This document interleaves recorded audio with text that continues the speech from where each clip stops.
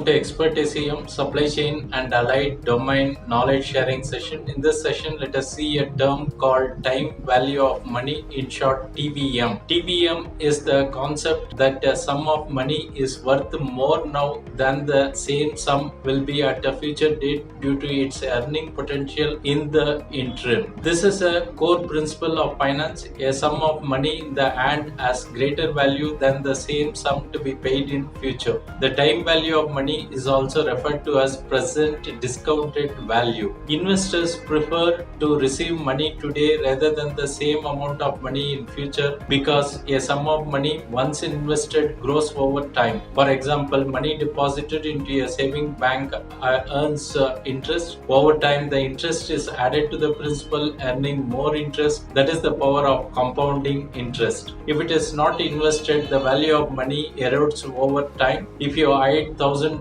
in a mattress for 3 years, you will lose the additional money it could have earned over that time if invested. It will have even less buying power when you retrieve it because inflation has reduced its value. As another example, say you have the option of receiving $10,000 now or $10,000 2 years from now. Despite the equal face value, $10,000 today has more value and utility than it will have 2 years from now due to the opportunity cost associated with the delay. In other words, a payment delayed is an opportunity missed. The concept of time value of money can help guide investment decisions. For instance, suppose an investor can choose between two projects A and B.